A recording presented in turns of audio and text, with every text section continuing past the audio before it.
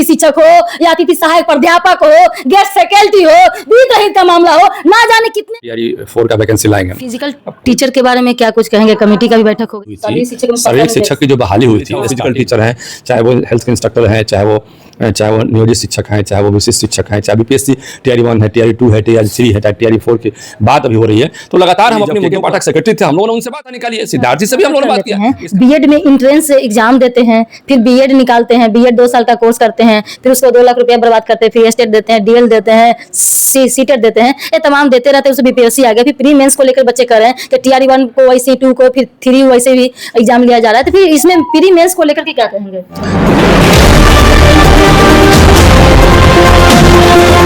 नमस्कार दोस्तों, DK express channel में आपका स्वागत है। मैं हूं डीके जी समाजसेवी। देखिए, भाजपा के फायर ब्रांड नेता मेरे साथ जो है माननीय आदरणीय श्री जीवन कुमार जी मेरे साथ मौजूद हैं, बिहार विधान परिषद के सदस्य। अब बता दें दोस्तों कि बिहार के जो है ट्रेंडिंग नेता हैं। दूसरी बात है, सड़क से लेकर सदन तक हमेशा बच्चों के हित के लिए, शिक्षकों के लिए, अब शिक्षक के लिए कौन सा भाई, अतिथि शिक्षक हो या अतिथि सहायक प्राध्यापक हो, गेस्ट फैकल्टी हो, वित्त रहित का मामला हो, ना जाने कितने नियोजित शिक्षक हो, सब प्रकार के लेकर के ये लड़ाई लड़ते रहते हैं। हम बात करते हैं बीपीएससी टीआरई 4 को लेकर के मारा पिटी भी किया गया है, वैकेंसी निकालने की बात हो रही है, प्री मेंस लाने की बात हो रही है। इस पर क्या कुछ कहेंगे भैया जी? सरकार तो इस पर प्रतिबद्ध है। सरकार ने तो अपना बयान जारी कर दिया कि भाई हम टीआरई 4 का वैकेंसी लाएंगे।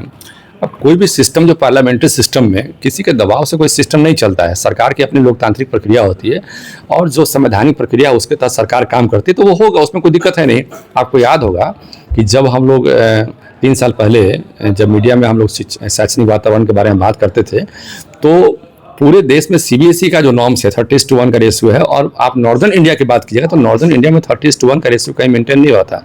लेकिन बिहार ने उसको मेंटेन करने का प्रयास किया और लगातार वैकेंसी के माध्यम से, लगातार अपॉइंटमेंट के माध्यम से, लगातार जो है चयन की प्रक्रिया के माध्यम से अभी 29 पॉइंट समथिंग हम लोग अचीव कर चुके हैं। तो बहुत बड़ा अचीवमेंट हम लोग का है, ऐसा नहीं है। तो ये अचीवमेंट लगातार हमारा बढ़ते जा रहा है। तो बिहार का जो शिक्षा विभाग है लगातार आगे की ओर बढ़ रहा है और लगातार यहाँ व्यवस्था में परिवर्तन जो है देश हित में हो रहा है, ऐसा नहीं है।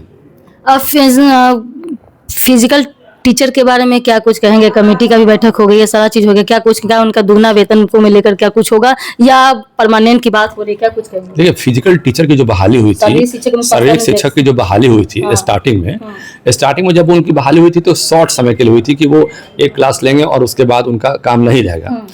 और वहाँ की लोकल व्यवस्था जो थी, स्कूल की जो लोकल व्यवस्था थी, उस लोकल व्यवस्था ने मतलब उनको जो है कई घंटे भी लेने के लिए उनको रिक्वेस्ट किया, जिसमें वो अपना योगदान दिए, समय योगदान दिए।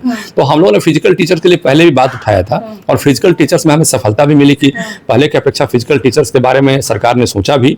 आगे भी लगातार सरकार का ध्यान रहता है कि शैक्षणिक वातावरण को मजबूत करने के लिए, शैक्षणिक वातावरण को बेहतरी करने के लिए हम प्रयास करते रहेंगे जी। तो वहाँ आप लोग ही, एनडीए सरकार ही, भाजपा सरकार ने ही जो है 8,000 से जो है 16,000 कर दिया, दुगना किया था। उनको कहना है कि अंशकालिक फिर क्यों है?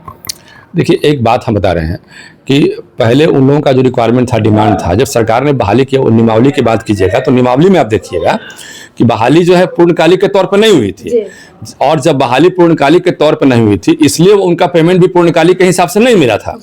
तो उनका कहना था कि भाई पेमेंट बहुत कम है, उसके लिए हमने आवाज़ उठाया और हम पूरे बिहार में लगातार इस बात को आवाज़ उठाते रहे कि नहीं भाई, वो पेमेंट जो है कम है, इसको ज़्यादा बढ़ना चाहिए। तो हाल ही में उनका पेमेंट अभी डबल किया गया है, ज़्यादा दिन नहीं हुआ है, अभी हाल ही में उनका पेमेंट डबल हुआ है।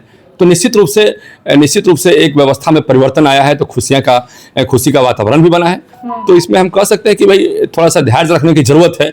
अब कहीं भी कोई व्यवस्था परिवर्तन होता है तो तुरंत व्यवस्था परिवर्तन नहीं होता, समय तो लगता ही है। अब हम चाहेंगे कि हमारे हिसाब से तुरंत व्यवस्था परिवर्तन हो, तो ऐसा नहीं होता है, थोड़ा समय लगता है। लेकिन धैर्य हमेशा रखना चाहिए और काम करना चाहिए सबको। निश्चित रूप से आगे भी बेहतर होगा। हम लोग हर शिक्षकों के लिए, चाहे वो फिजिकल टीचर हैं, चाहे वो हेल्थ के इंस्ट्रक्टर हैं, चाहे वो नियोजित शिक्षक हैं, चाहे वो विशिष्ट शिक्षक हैं, चाहे बीपीएससी टीआरई 1 है, टीआरई 2 है, टीआरई 3 है, टीआरई 4 की बात अभी हो रही है। तो लगातार हम अपने मुद्दों को रखते रहते हैं, अपनी बात को रखते रहते हैं, और सरकार हमारी है तो सरकार में हम समाधान की बात करते हैं, न्याय की बात नहीं करते हैं। हम हमेशा समाधान की बात करते हैं, क्योंकि सरकार हमारी है, न्याय की बात नहीं है। तो समाधान होते भी रहता है, ऐसा नहीं है। और 100% समाधान तो हम बार बार कहते हैं कि तुरंत संभव नहीं हो पाता, लेकिन मैक्सिमम समाधान हुआ है। पहले क्या था शिक्षकों का मुद्दा, पहले पेमेंट का अलॉटमेंट का समस्या था सबसे बड़ा। हमारे जो मैक्सिमम शिक्षक थे बिहार में, तो उसमें उनका अलॉटमेंट का समस्या था, पेमेंट का समस्या था नियोजित शिक्षकों का। आज वो समस्या कमजोर हो गया है। जब विशेष शिक्षक बने तो उनका समस्या कमजोर हुआ। पहले 8-8 महीना पेमेंट की दिक्कत होती थी क्योंकि वो कॉन्ट्रैक्चुअल टीचर थे। अब वो कॉन्ट्रैक्चुअल टीचर नहीं है, अब वो जो राजकर्मी के दर्जे में आ गए हैं, तो अब उसका एक अलग प्रोसेस है, उसका एक अलग व्यवस्था है। उस व्यवस्था के तहत उनको पैसा मिल रहा है और अब उनका पेमेंट का शेड्यूल डिले नहीं हो रहा। पहले उनका आंदोलन किस लिए होता था? पहले होता था कि भाई हमको दिवाली में पैसा नहीं मिला, हमको छठ में पैसा नहीं मिला, हमको होली में पैसा नहीं मिला। अब ऐसा दिक्कत नहीं है, अब सब टाइम पर पैसा मिलता है। हाँ, जो नियोजित शिक्षक कुछ रह गए हैं, थोड़ी दिक्कत है, वो भी सॉल्व हो जाएगी। भैया डिग्री कॉलेज खोलने की बात होती है, 513 का जो है स्वीकृति मिल चुकी है, इसमें 213 को मिल गया है। तो हर जगह जगह जो है डिग्री कॉलेज खोलने की व्यवस्था की जा रही है, भवन निर्माण भी होगा, उसमें कमीशन भी आएंगे, सब चीज आएंगे। जो पहले से जो बीत रही तो कॉलेज हैं, तो उनके लिए वेतनमान की स्थिति को लेकर कह रहे हैं, तो क्या ये जो है भाजपा की जो सरकार, डबल इंजन की सरकार, सॉरी फॉर पांचों पुत्र, जो पांडवों की जो सरकार चल रही है अभी, क्या उनको वेतनमान की स्थिति में दिया जाएगा कुछ वेतन? देखिए, इस पर समीक्षा चल रहा है, इस पर व्यवस्था में समीक्षा चल रहा है। रोस्टर की भी इसमें एक बात अड़चन आई थी कि इसमें रोस्टर की प्रणाली में, मतलब जो कॉलेजों में जो टीचर्स की बहाली हुई थी, रोस्टर के हिसाब से नहीं हुई थी। कहीं किसी कॉलेज में इसके सेक्रेटरी और प्रिंसिपल किसी खास समाज के हैं, तो उसी समाज की मैक्सिमम बहालियां हो गई उनके हिसाब से। और दूसरे किसी कॉलेज में यदि किसी खास समाज के हैं, तो उसी समाज की बहाली होगी। हम किसी खास समाज की बात नहीं कर रहे, हम एक व्यक्तिगत या एक पर्टिकुलर हम समाज की बात नहीं कर रहे हैं। लेकिन जहां जो व्यवस्था में कॉलेज खुला, तो उसी व्यवस्था में उसी समाज के लोग का वहां पे जो है अपॉइंटमेंट हो गया। तो अब हालांकि वो कमजोर हो रहा है, अब सब समाज के लोग का एडजस्टमेंट हो रहा है। और सरकार की कोई भी व्यवस्था लोकतांत्रिक व्यवस्था होती है। यहाँ पर सरकार का मोटो रहता है कि चाहे दलित हो, अल्पसंख्यक हो, चाहे वो सवर्ण हो, चाहे ओबीसी हो, चाहे ईबीसी हो, सबको मिलाकर हम जो है अपॉइंटमेंट करें। तो थोड़ी सी टेक्निकल समस्या वहां पर आई थी, और इस टेक्निकल समस्या के चलते जो है परेशानी थोड़ी बड़ी थी, और रोस्टर में समस्या आई थी। अब वो समस्या पर भी सरकार विचार करना शुरू कर दी कि इसका भी हम कैसे करेंगे। हमने तो सरकार से कहा, हम जब के पाठक सेक्रेटरी थे, हम लोगों ने उनसे बात किया कि भाई इसका एक रास्ता निकालिए। सिद्धार्थ जी से भी हम लोगों ने बात किया, इसका रास्ता निकालिए, और एक फेज बाय फेज जो है अपॉइंटमेंट का जो प्रक्रिया है उसको आप देख लीजिए। और उन्होंने कहा कि भाई एग्जाम लेना पड़ेगा, क्योंकि सरकारी के लिए हम लोग एग्जाम ले लीजिए ना भाई, एग्जाम से कौन भागता है। जो टीचर फिजिक्स के हैं उनका फिजिक्स का एग्जाम ले लीजिए, जो हिंदी के हैं उनसे आप हिंदी का एग्जाम ले लीजिए, तो कहीं कोई दिक्कत नहीं है। हाँ, थोड़ी सी जो टेक्निकल हमने बताया उसमें मंथन चल रहा है, और निश्चित रूप से जो अच्छा रिजल्ट आना चाहिए जी, आने वाले समय में अच्छा दिखाई पड़ेगा आपको। अच्छा भैया, जो लोग स्नातक कर लेते हैं, बीएड में इंट्रेंस एग्जाम देते हैं, फिर बीएड निकालते हैं, बीएड 2 साल का कोर्स करते हैं, फिर उसको 2 लाख रुपया बर्बाद करते हैं, फिर एस्टेट देते हैं, डीएल देते हैं, सीटेट देते हैं, ये तमाम देते रहते हैं। उसमें बीपीएससी आ गया, फिर प्री मेंस को लेकर बच्चे कर रहे हैं कि टीआरई 1 को वैसे, 2 को, फिर 3 वैसे भी एग्जाम लिया जा रहा है। तो फिर इसमें प्री मेंस को लेकर के क्या कहेंगे? देखिए, अब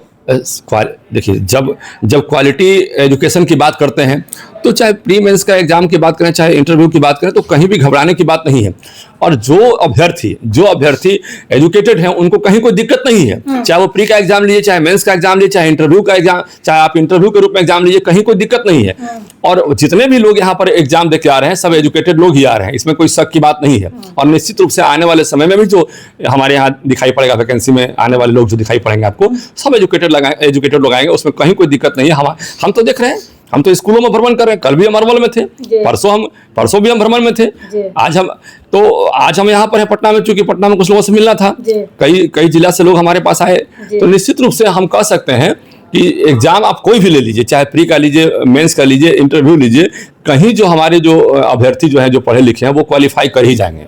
चलिए, बहुत बहुत धन्यवाद भैया। देखिए, तमाम बातों को लेकर के वित्त रहित का हो, असिस्टेंट गेस्ट प्रोफेसर हो, या वित्त रहित को लेकर के, ये तमाम बातों के लिए जो है सारी चीजें, स्वास्थ्य अनुदेशक हो, जितने सारे जो जिस तरीके से शिक्षा विभाग में जो त्रुटियां, जो फर्जीवाड़े जो हो रहे हैं, प्री और मेंस की बात हो रही, बीपीएससी को लेकर के, ये जीवन भैया जीवन दान के रूप में ये काम करते हैं। हर जगह स्कूल हो, कॉलेज हो, यूनिवर्सिटी हो, जहां जाना रहता है काम के लिए हो, आपके हित के लिए वो काम हमेशा करते रहते हैं। जो आपकी मांगे हैं, कृपया उग्र न करें, आपकी जो मांगे हैं धरातल पर इस चीज को उतारा जाएगा। तब तक के लिए जय हिंद, जय भारत। देखते रहिए डीके चैनल, लाइक सब्सक्राइब करें, फेसबुक है तो फॉलो करें।